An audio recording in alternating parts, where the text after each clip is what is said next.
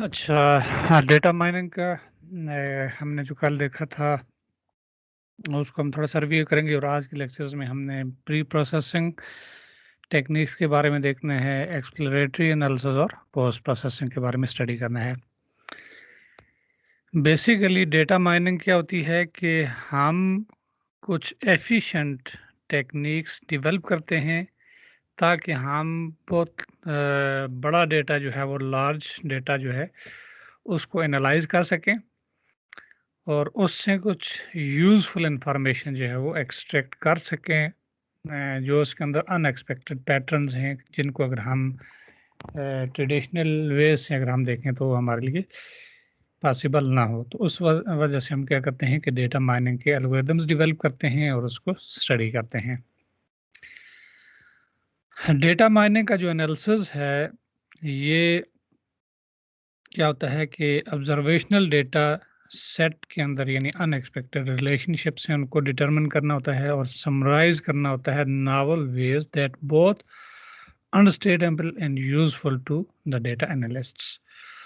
और उसके बाद हमने ये देखा कि डेटा माइनिंग क्या है, कि बेसिकली हम डेटा के ऊपर मुख्तलिफ़ किस्म के जो मॉडल्स हैं हम उनको डिस्कवर करते हैं और ये मॉडल हमें बताते हैं कि हम डेटा को बेस्ट वे से एक्सप्लेन कर सकें in terms of single functions, और हम प्रिडिक्ट कर सकें कि हमारे पास जो फ्यूचर डेटा के इंस्टेंसेस हैं, यानी हमारे पास जो करंट डेटा है उसके बेस पर हम फ्यूचर इंस्टेंसेस को प्रिडिक्ट कर सकते हैं।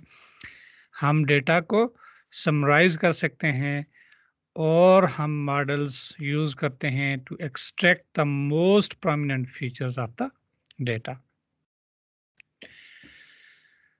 उसके बाद हमने ये देखा था कि डेटा माइनिंग की ज़रूरत क्यों पड़ती है। तो अगेन हमारे पास है जो huge amount of complex data होता है जो कि डिफरेंट सोर्सेस से जनरेट होते हैं, जो कि एक दूसरे से इंटरकनेक्ट होते हैं डिफरेंट वे से। उसको हम स्टडी करने के लिए माइनिंग की टेक्निक अप्लाई करते हैं। इसमें हमारे पास साइंटिफिक डेटा होता है जो कि डिफरेंट टाइप्स के डिसिप्लिन से जनरेट होता है, लाइक वेदर का डेटा है, एस्ट्रोनॉमी का डेटा है, फिजिक्स का डेटा है, बायोलॉजिकल माइक्रोवेव डेटा है, जीनोमिक्स का डेटा है, इन मैनी मोर। इसी तरीके से ह्यूज टेक्स्ट कलेक्शंस का डेटा जो है हमारे पास डिफरेंट वेब सोर्सेज पे है, साइंटिफिक आर्टिकल्स हैं, न्यूज़ हैं, ट्वीट्स हैं, फेसबुक पोस्टिंग्स हैं। उस डेटा को भी हम थ्रू डेटा माइनिंग की टेक्निक्स जो है वो स्टडी कर सकते हैं। इसी तरीके से हमारे पास ट्रांजैक्शन डेटा होता है कि जो कि डिफरेंट रिटेल स्टोर्स रिकॉर्ड्स हैं, क्रेडिट कार्ड के रिकॉर्ड्स हैं।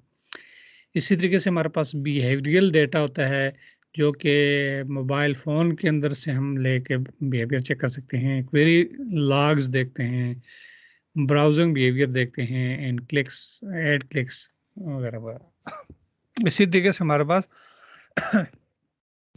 नेटवर्क डेटा है, जैसे कि वेब का डेटा है, सोशल नेटवर्क्स का डेटा है, आईएम नेटवर्क्स का है, ईमेल नेटवर्क्स का है, बायोलॉजिकल नेटवर्क्स का है। तो ये जितनी भी टाइप्स के डेटा हैं ये कंबाइन किए जा सकते हैं इन वन और मेनी वेज। और Facebook has a network text image user behaviour and transactions. अब जैसे फेसबुक में है, फेसबुक में हमारे पास टेक्स्ट की फॉर्म में भी डेटा होता है, इमेजेस फॉर्म में भी होता है, बिहेवियरल फॉर्म में भी होता है और ट्रांजैक्शंस के फॉर्म में भी होता है। तो हमारे पास डिफरेंट कैटेगरीज बनी हुई हैं, इसके मुताबिक हम डेटा को फर्दर एनालाइज करते हैं माइनिंग की टेक्निक को इस्तेमाल करके। हमें बेसिकली ये चाहिए कि हम ये जितने भी डिफरेंट टाइप्स का है, डिफरेंट सोर्सेस जो डेटा है और जो उनके दरमियान इंटरकनेक्शंस हैं, इस डेटा को हम क्या करते हैं कि एनालाइज करना चाहते हैं ताकि हम इससे एक्सट्रैक्ट कर सकें नॉलेज, यूजफुल इंफॉर्मेशन।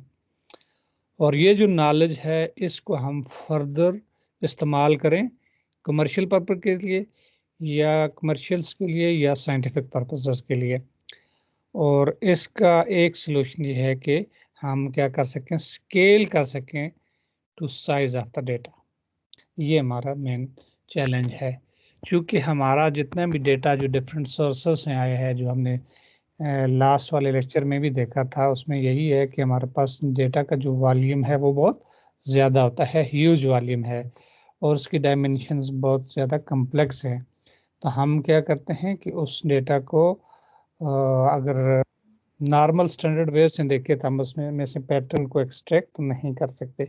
तो हम क्या करते हैं कि उसके ऊपर माइनिंग की टेक्निक अप्लाई करते हैं, और जिसके थ्रू हम डेटा को फर्दर प्रोसेसिंग के लिए इस्तेमाल कर सकते हैं।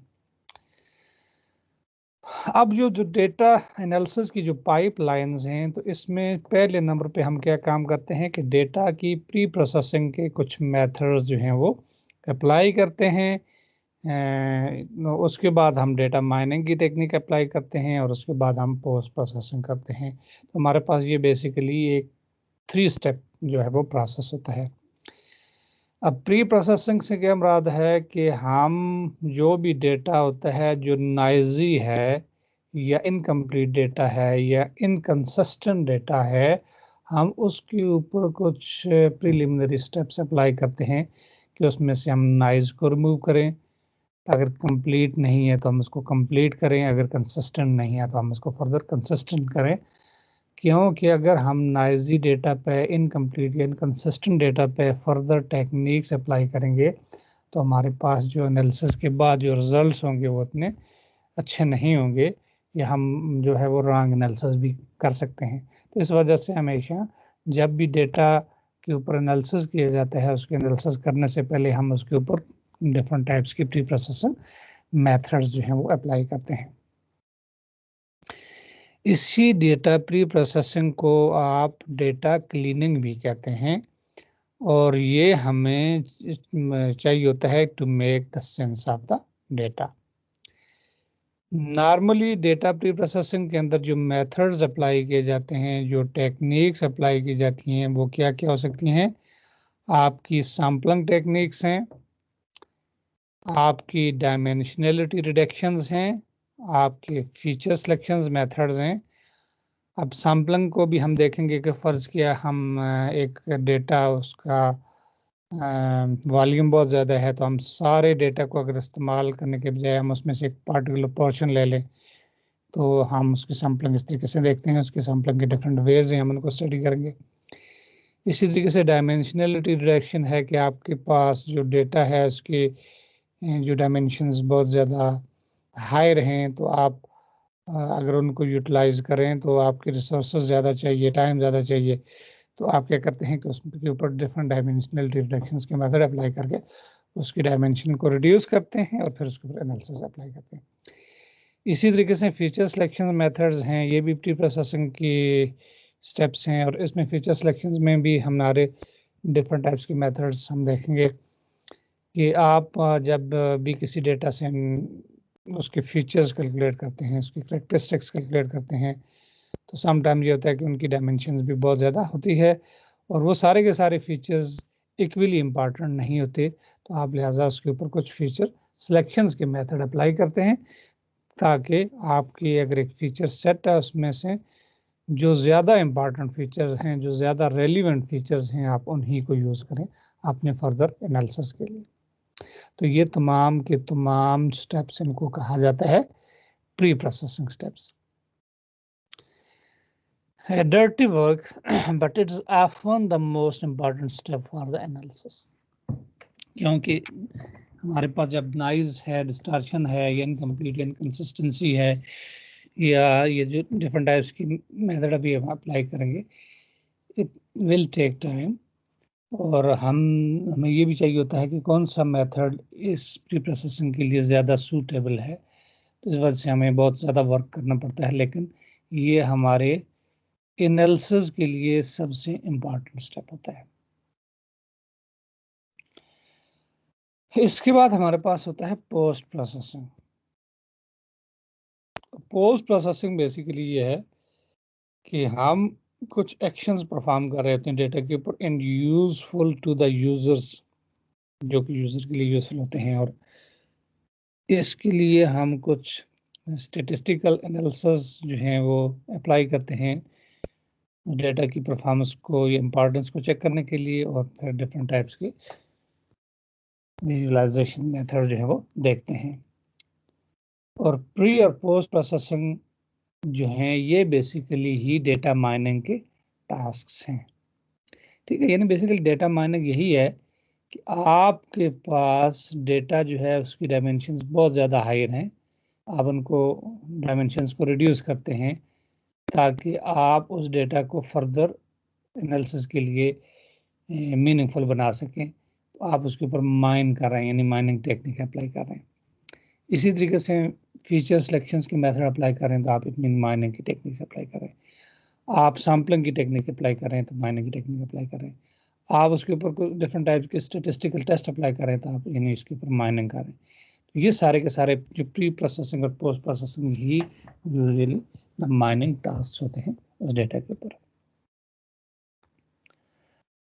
अच्छा, अब हम इसकी फर्दर समझने के लिए कुछ एग्जांपल्स देखते हैं कि फर्ज किया हमारे पास डेटा की क्वालिटी है।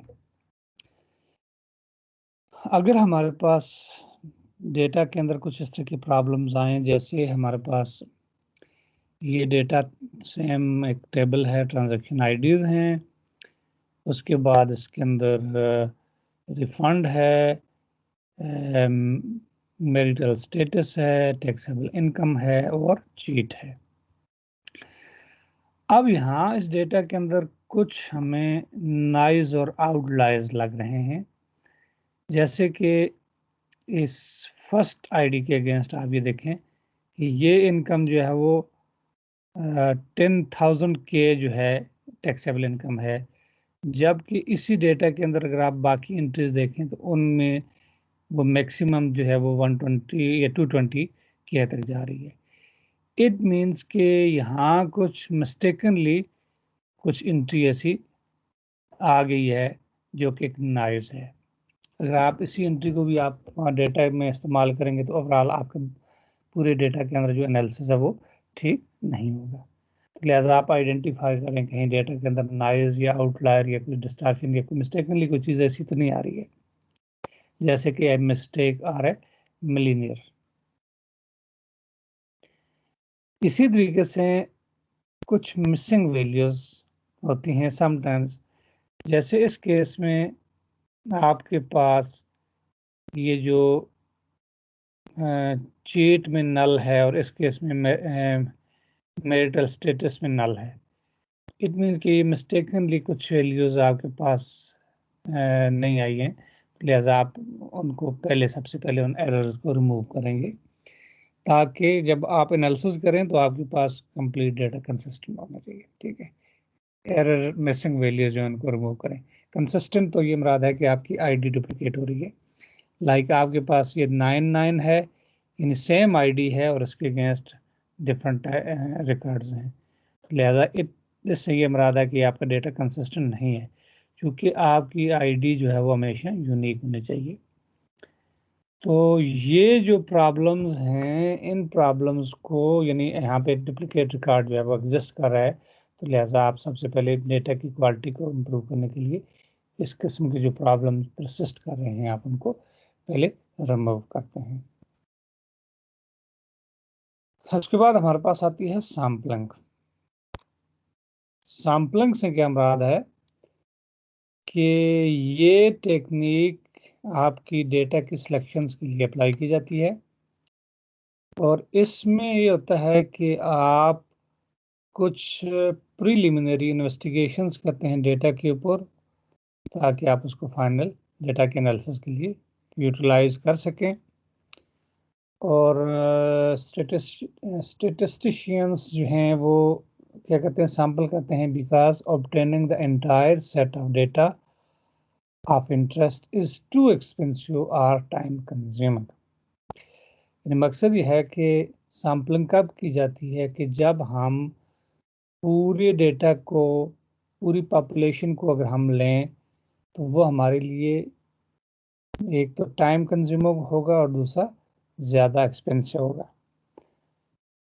बजाय इसके कि हम क्या काम करें कि हम कुछ सैम्पलिंग टेक्निक्स अप्लाई करते हैं कि what is the average height of a person in Ionia, we cannot measure the height of everybody.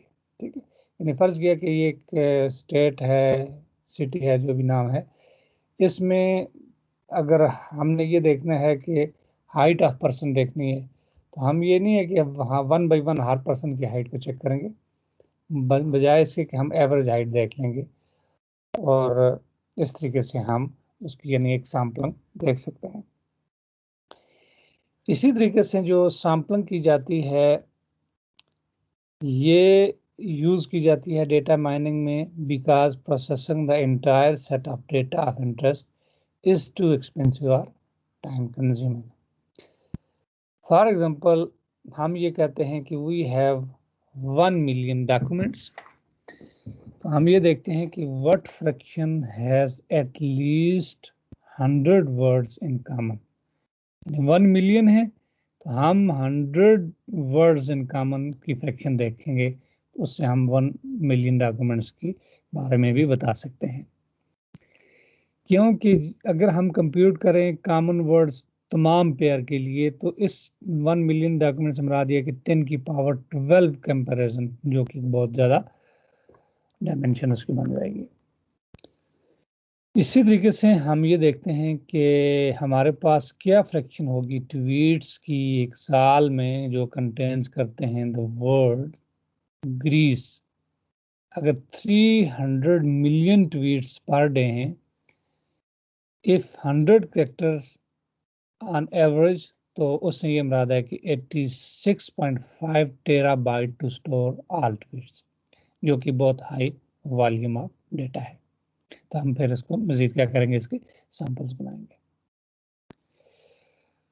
Sampling basically क्या है कि हमारे पास एक की प्रिंसिपल है जो कि इफेक्टिवली यूटिलाइज किया जाता है। ये डिफरेंट वेज हैं इसके कि हम सैम्पलिंग इस्तेमाल करते हैं that will work almost as well as using the entire data set if the sample is representative.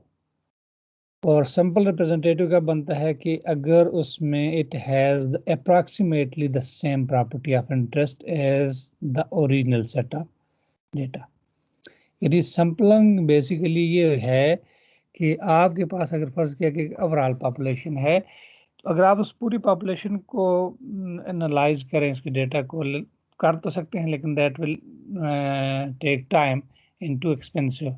बजाय इसके कि आप उसमें से एक सैंपल ले लें और वो सैंपल जो आप ले लेंगे वो ऐसी प्रॉपर्टी बिहेव करेगा कि जिस तरीके से आप ओरिजिनल डेटा सेट को अगर आप एनालाइज करें तो उससे भी वही आपके एनालिसिस के रिजल्ट आएंगे जो आप उस सैंपल को लेके चलते हैं। तो otherwise we say that the sample introduces some bias. अगर ये आपका यानी जो इसका पोर्शन लिया है अगर वो पूरी पॉपुलेशन को रिप्रेजेंट नहीं करता, इससे मुराद ये है कि वहां पे कुछ बायस है। What happens if we take a sample from the university campus to compute the average height of a person at this state? अब हमारे पास सैंपलिंग की कुछ टाइप्स हैं।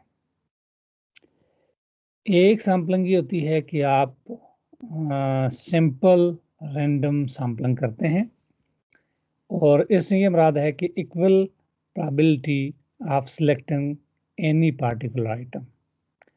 और एक होती है sampling with replacement, without replacement. यानी रैंडम से मेरी याद है कि आप कोई भी आइटम सेलेक्ट करते हैं उसमें इक्वल प्रोबेबिलिटी है, यानी जिसको भी आप सेलेक्ट करेंगे तो उसकी प्रोबेबिलिटी हर एक की इक्वल प्रोबेबिलिटी है। विदाउट रिप्लेसमेंट में ये है कि आप जो भी आइटम सेलेक्ट करेंगे उसको उस पॉपुलेशन में से रिमूव कर लेंगे, यानी उसको दोबारा से आपने नहीं चूज करना, जो जो सिलेक्ट करते जाएंगे पॉपुलेशन में से निकालते जाएंगे। तो ये होती है विदाउट रिप्लेसमेंट। और सैंपलिंग विद रिप्लेसमेंट ये है कि आप जब भी कोई आइटम सेलेक्ट करते हैं तो उसको आप पॉपुलेशन में रिमूव नहीं करते, यानी वो दोबारा से भी सिलेक्ट हो सकते हैं।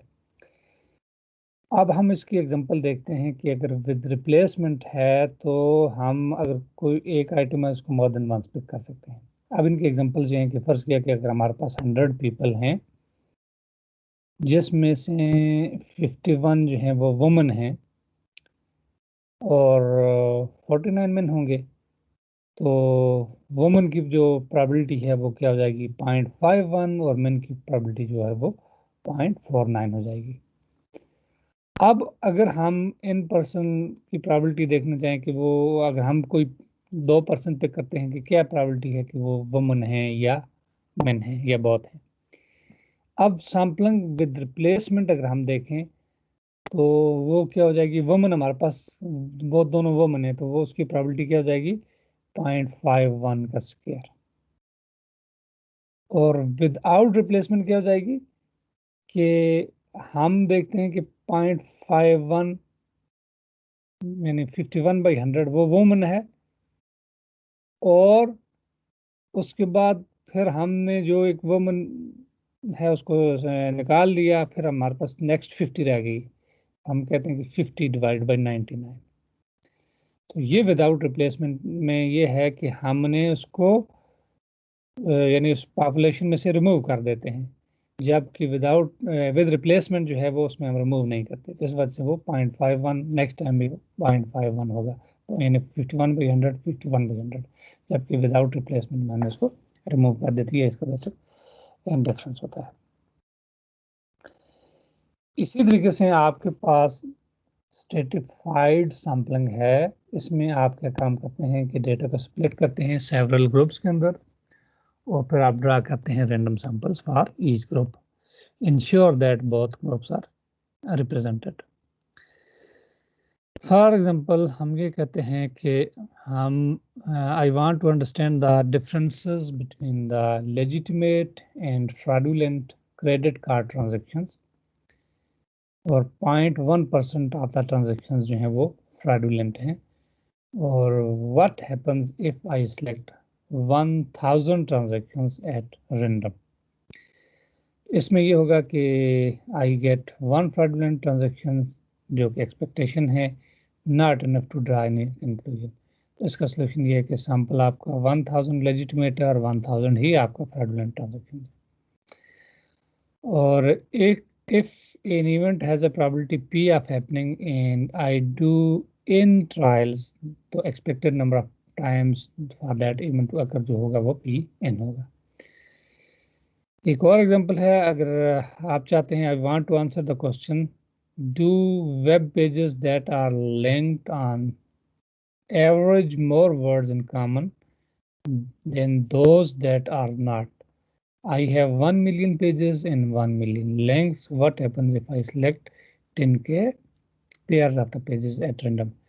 इसमें क्या होगा कि I will not get any link. Solution जो है वो यानी sample 10k random pairs हैं और 10k links होंगे।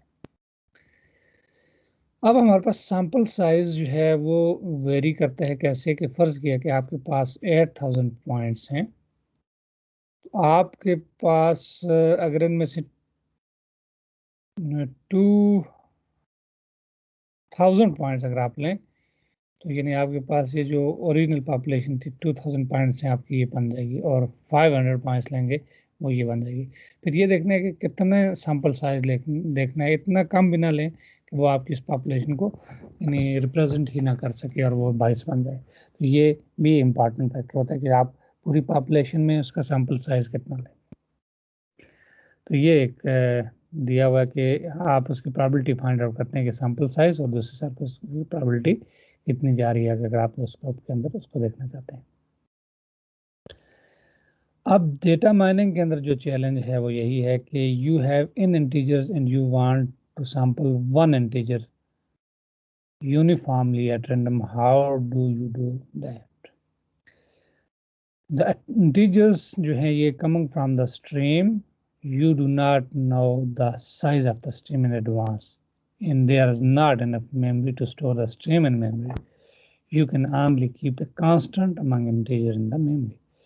तो इसके लिए हम क्या करते हैं कि सैंपल कैसे करते हैं कि अगर स्ट्रीम एंड्स होती है after reading in integers, the last integer in the stream should have the probability 1/n।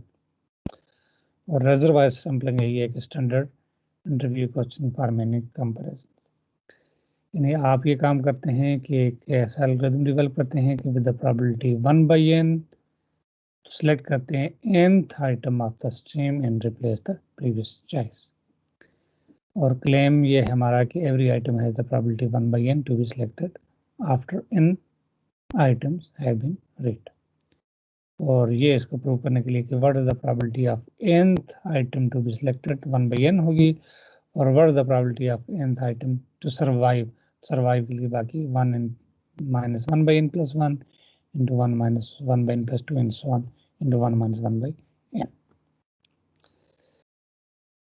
Happy processing steps के लिए हमने देखा कि suppose we want to mine the comments और reviews of the people on Yelp in Foursquare.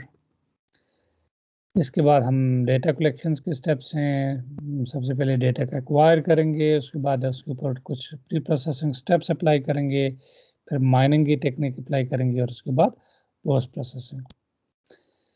तो हम देखते हैं कि हमारे पास जितने भी ऑनलाइन डेटा है डिफरेंट सोर्सेस हैं, जैसे कि फेसबुक है, ट्विटर है, विकिपीडिया है, वेब है, सिटी डेटा है, ह्यूज वॉल्यूम ऑफ डेटा होता है हमारे पास। We can extract interesting information from this data, but first we need to collect it. तो हम क्या करते हैं कि कस्टमाइज क्रॉल देखते हैं, यूज द पब्लिक APIs, फिर इसी तरीके से एडिशनल क्लीनिंग और प्री प्रोसेसिंग स्टेप्स इस्तेमाल करते हैं ताकि हम उसको पार्स करें द यूजफुल पार्ट और respect the crawl etiquettes. Mining task क्या है, फर्ज किया कि आप कलेक्ट करें all reviews for the top 10 most reviewed restaurants in New York and Yelp. इसी तरीके से find few terms that best describe the restaurant algorithms.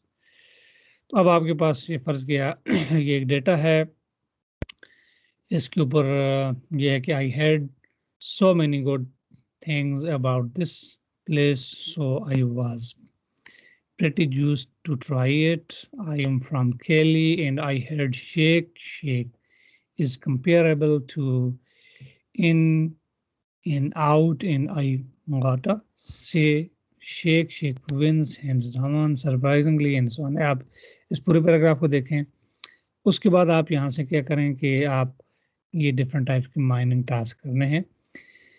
हमने बेसिकली ये देखना है कि माइनिंग टास्क क्या है। तो इसमें ये है कि फर्स्ट कट ये होगा आपका कि आप सिंपल प्रोसेसिंग करें टू नॉर्मलाइज द डेटा, यानी जो हमारे पास ये टेक्स्ट थी उसको हम नॉर्मलाइज करेंगे। उसमें हम क्या काम करेंगे कि रिमूव करेंगे पंक्चुएशंस। इन नॉर्मलाइजेशन से मुराद ये है कि जब टेक्स्ट माइनिंग करें आप सबसे पहले पंक्चुएशंस को रिमूव करें, उसके बाद उसको लोअर केसेस के अंदर लेके आएँ, उसके बाद उनके अंदर वाइट स्पेसेस और अदर जो चीज़ें वो रिमूव करनी है। सपोज हमारे पास ये डेटा था, इसके अंदर आप पंक्चुएशंस के सिंबल्स हैं इनको रिमूव करें, लोअर केसेस में लेके आएँ और फिर हर एक की फ्रीक्वेंसी देखें कि वो कितनी दफ़ा अकर हो रहा है। तो जैसे इस केस में हमारे पास दा था वो इतने टाइम्स अकर हो रहा है, एंड इतने टाइम्स है, आई इतने टाइम है, ए इतने टाइम है, टू इतने टाइम्स है, ऑफ इतने टाइम है, एंड सो ऑन। उसके बाद अगले स्टेप में आप क्या काम करेंगे कि आप ब्रेक इनटू वर्ड्स और keep the most popular words. यानी अब वो सारे के सारे वर्ड्स जो हैं वो इम्पॉर्टेंट नहीं है, लेकिन उसमें से जो पॉपुलर वर्ड्स हैं वो क्या हैं, ठीक है। जैसे कि बर्गर है, शेक है, SHACK है, फ्राइज है, चिकन है, सॉस है, सैंडविच है, वगैरह वगैरह, ठीक है। तो इनकी फ्रिक्वेंसी हम देखेंगे, यानी उनमें से जो पॉपुलर वर्ड्स हैं हमने वो उनको लेके आने। और most frequent words are stop words. उसके बाद आप क्या करेंगे, स्टॉप वर्ड्स को रिमूव करें। स्टॉप वर्ड्स ये इसके अंदर सारे के सारे स्टॉप वर्ड्स थे, जैसे कि a comma, about comma, about comma, after. तो ये सारे नॉर्मल वर्ड्स हैं, ये किसी जगह भी हो सकते हैं, और ये वर्ड जो हैं वो किसी चीज़ को डिस्टिंग्विश करने के लिए यानी ज़रूरी नहीं है, क्योंकि ये हर एक टेक्स्ट के अंदर एक ही तरह के वर्ड्स हैं, सिमिलर वर्ड्स हैं, कनेक्शन वर्ड्स हैं, लिहाजा आप इनको रिमूव कर दें। ये रिमूव करने के बाद अब हमारे पास बाकी जो वर्ड्स बने हैं वो ये बन जाएंगे, और हर एक की उनकी फ्रिक्वेंसी है। Stop word list can be found online. उसके बाद आपके पास जैसे कि आपके पास लाइक, गेट वगैरह वगैरह, ये एक जैसे वर्ड्स हैं, आप इनको रिमूव कर दें। Commonly used words in review जो कि हमारे इंटरेस्ट में नहीं है।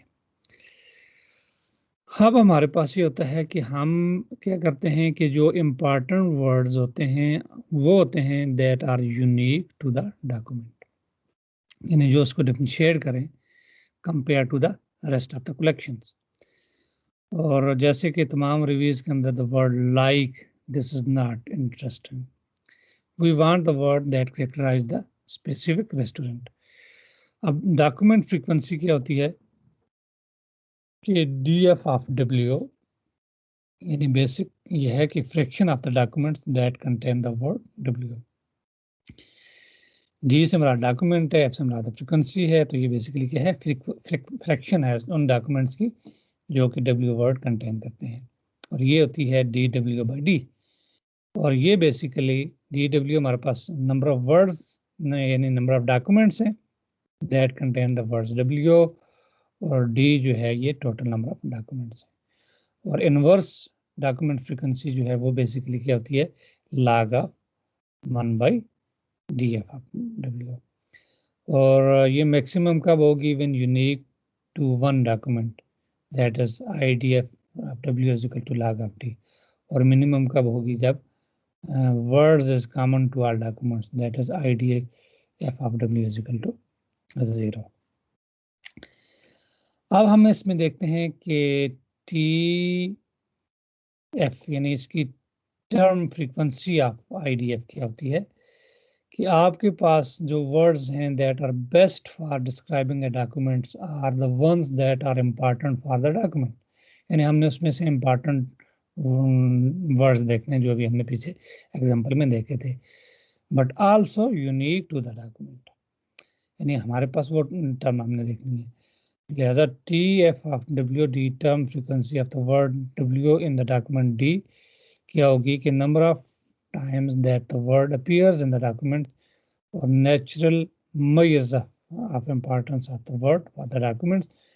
और IDF ऑफ W जो है वो इनवर्स डॉक्यूमेंट फ्रीक्वेंसी होगी, और ये जो है TD/IDF जो है वो TF of WD cross IDF of W, इनको मल्टीप्लाई कर देंगे। और उसके बाद थर्ड कट में आप क्या करेंगे, ये TD/IDF अप्लाई करेंगे, इसमें से इंपॉर्टेंट वर्ड्स जो हैं वो आप देखेंगे। तो अब उसमें से हम ये देखें कि हम हमारा ये फर्दर समराइज हो गया सारा का सारा का। और थर्ड कट में ये है कि आपके stop words as well as we do not need to remove the stop words since they will get IDF of is equal to 0।